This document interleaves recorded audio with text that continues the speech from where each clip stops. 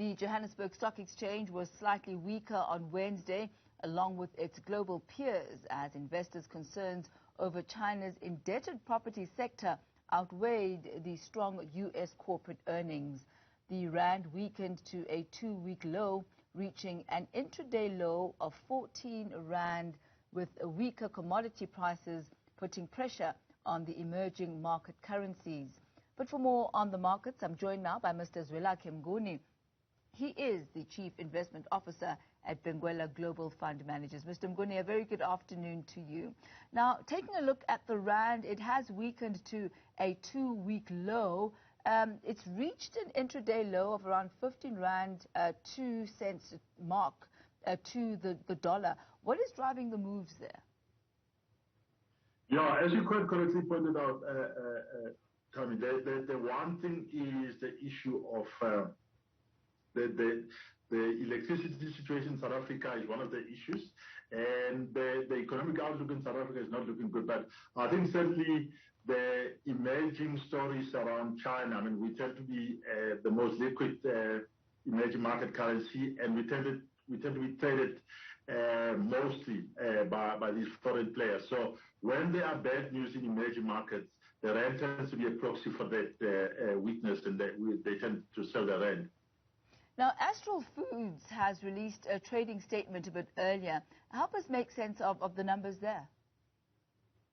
Yeah, so they basically narrowed down their trading statement. So initially they were saying that the headline earnings per share would be down about 25%. I think that was at the end of September.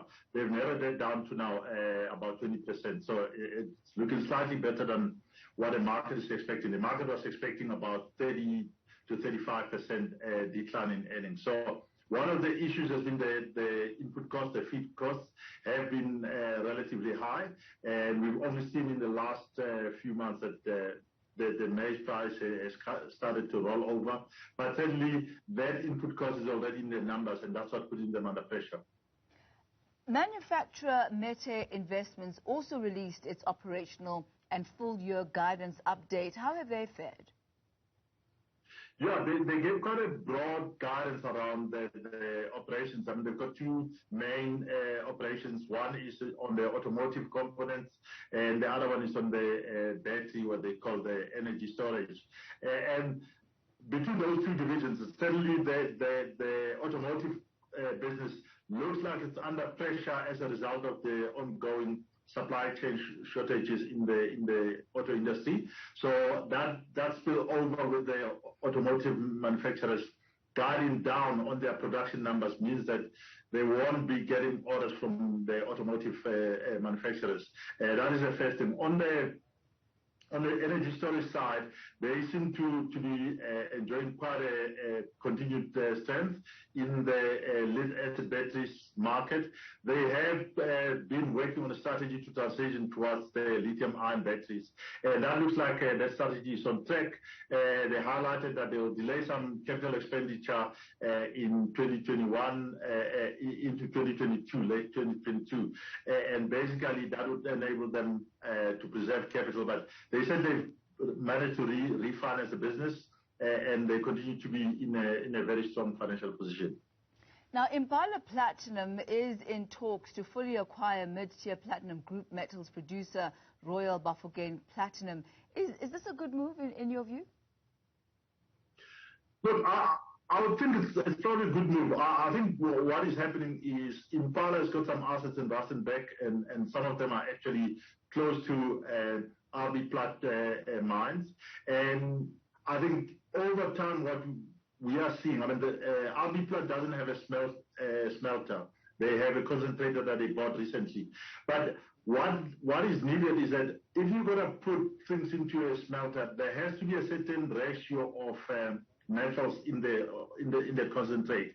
And over time, if you get in competition from other buyers of that concentrate, if you have UG2, for example, that's got chrome. If you have too much chrome in that, the smelter struggles. So what you basically need to do is to find the right blend. And I think what they are working towards is to have a right blend between the UG2 and the Marinsky. But certainly that consolidation, I mean, from a mining point of view, I don't think it will make a big difference. It's above the surface where it will make a difference, where they can aggregate the concentration capacity, aggregate the smelter. So the smelter has to run at a certain capacity utilization to be able to be profitable. So if you get supply from this RB plant coming directly in, that will make a big difference to their profitability.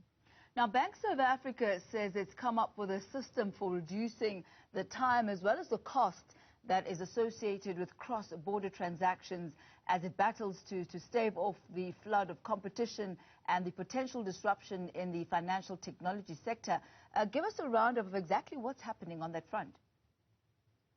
Yeah, I haven't seen exactly what the technology that they are using, but certainly it looks like, because normally if you do a cross-border transaction, it actually takes a long time to get it cleared between the transacting country and the receiving country, because you have to go through the Reserve Bank's systems, and then on the other side, you have to clear, and then only then go to the bank and the bank account. So it seems like they found a way of basically reducing the timeline through technology, but I'm not quite sure what is it that they managed to get right on that. There is competition from I mean, many apps, I mean, including the apps that are used by the mobile telecommunications companies. I think those apps have been putting some competition on them, because the money then gets channeled through other means.